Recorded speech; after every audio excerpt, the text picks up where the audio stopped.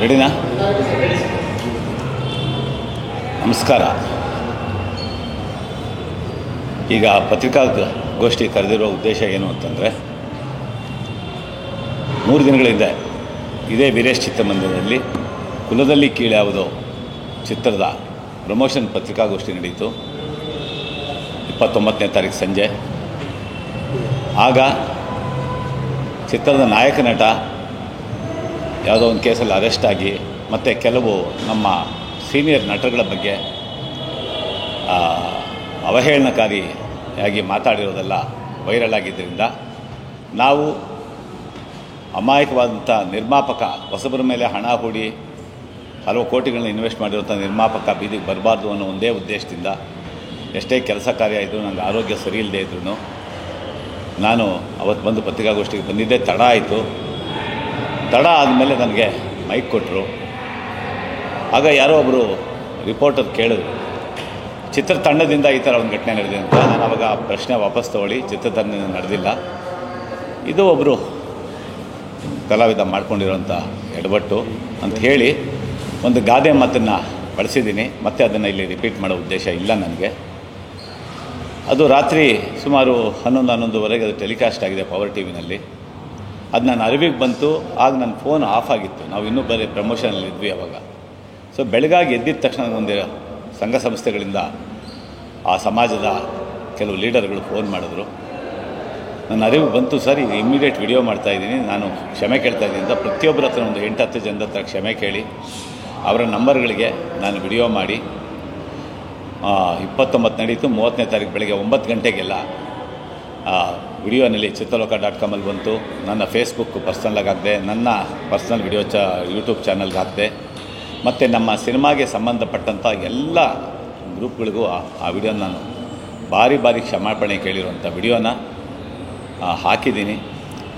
ಆದರೂ ನನಗೆ ಮನಸ್ಸಿಗೆ ತುಂಬ ನೋವಾಗಿದೆ. ಯಾಕೆಂದರೆ ಸುಮಾರು 5 ದಶಕಗಳಿಂದ ನಾನು ರಂಗಭೂಮಿ, ಚಿತ್ರರಂಗ ಮತ್ತು ಕಲೆ ಈ ವಿಭಾಗದಲ್ಲಿ ಕೆಲಸ ಮಾಡ್ಕೊಂಡ್ಬಂದಿದ್ದೀನಿ. ರಂಗಭೂಮಿಯಲ್ಲಿ ಹಲವಾರು ನಾಟಕಗಳು ಆ ಸಮಾಜದಿಂದ ಬಂದಂಥ ಪ್ರಮುಖರಾದ ಡಾಕ್ಟರ್ ಸಿದ್ಧಲಿಂಗಯ್ಯ, ದೇವನೂರು ಮಹಾದೇವ, ದೇವನೂರು ಶಿವಲಿಂಗು, ಇವರೆಲ್ಲರ ಒಡನಾಟ ನನಗಿದೆ.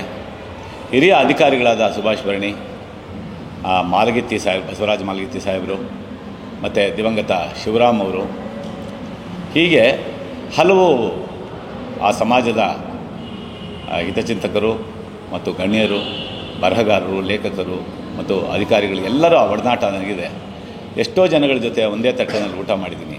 ನನ್ನ ಮನಸ್ಸಿನಲ್ಲಿ ಯಾವುದೇ ಭೇದ ಭಾವ ಇಲ್ಲ.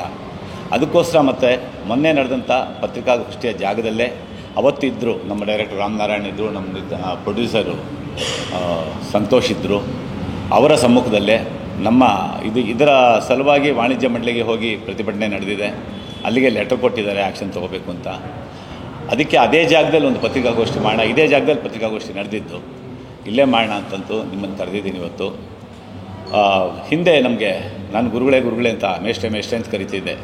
ಕವಿ ಡಾಕ್ಟರ್ ಸಿದ್ಧಲಿಂಗಯ್ಯ ಅವರು ಅದೇ ಸಮಾಜದಿಂದ ಬಂದವರು, ಮತ್ತು ಆ ಸಮಾಜದ ಪದ ಉಪಯೋಗಿಸಬಾರ್ದು ಅಂತ ನಾನು ತೀರ್ಮಾನ ಮಾಡಿದ್ದೀನಿ. ಅವ್ರು ಯಾವಾಗಲೂ ಪ್ರೀತಿಯಿಂದ ಸುಬ್ಬಣ್ಣ ಅನ್ನೋರು ನನಗೆ, ಡಾಕ್ಟರ್ ಸಿದ್ಧಲಿಂಗಯ್ಯ ಅವರು.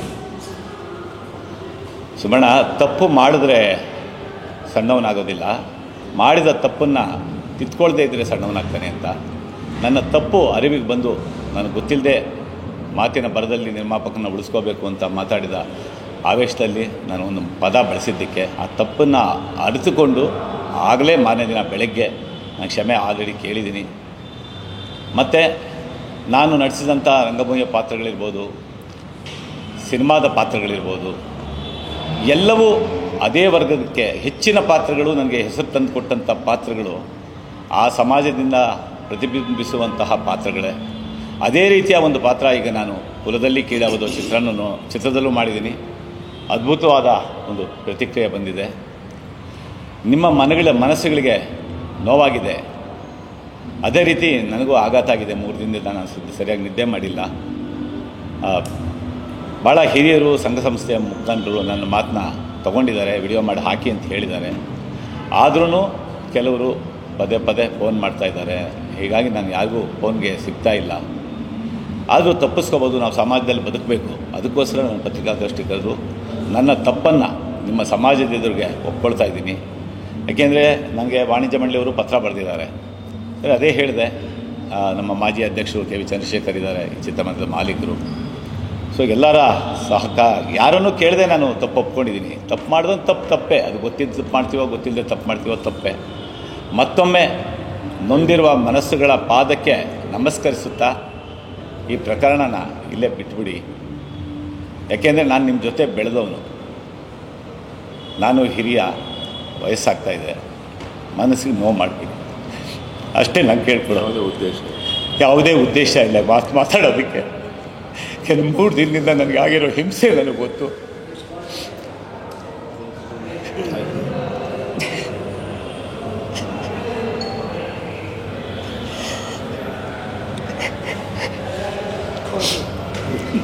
ಐದು ದಶಕಗಳಿಂದ ಎಲ್ಲ ರೀತಿ ಗೆಳೆಯರು ನನ್ನ ಜೊತೆ ಇದ್ದಾರೆ. ಕನ್ನಡ ಪ್ರಾಧಿಕಾರದ ಅಧ್ಯಕ್ಷರಾಗಿದ್ದರು ಸಿದ್ಧಲಿಂಗ ಅವರು, ಪ್ರೀತಿಯಿಂದ ನನಗಿನ್ನ ಹಿರಿಯರು, ಅವರು ಸುಬ್ಬಣ್ಣ ಅಂತ ಮಾತಾಡಿಸ್ತಾ ಇದ್ದರು. ಎಲ್ಲರ ಜೊತೆಗೂ ನಾನು ಬೆರೆತು ಜೊತೆಗೆ ಮಾಡ್ತಾಯಿದ್ದೀನಿ. ನಾನು ಯಾವುದೇ ಉದ್ದೇಶ ಇಲ್ಲ. ಒಂದು ಚಿತ್ರಣ ನಿಲ್ಲಿಸ್ಕೋಬೇಕು, ಒಬ್ಬ ವ್ಯಕ್ತಿಯಿಂದ ಹಾಳಾಗಬಾರ್ದು ಉಳಿದರು ಅಂತ ನಾನು ಮಾತಿನ ಆವೇಶದಲ್ಲಿ ಏನೋ ಒಂದು ಗಾದೆ ಥರ ಬಳಸ್ಬಿಟ್ಟೆ. ದಯವಿಟ್ಟು ಮುಂದಿರೋ ಮನಸ್ಸಿಗೆ ಏನು ನೋವು ಕೊಡಬೇಡಿ. ಕ್ಷಮಿಸಿ.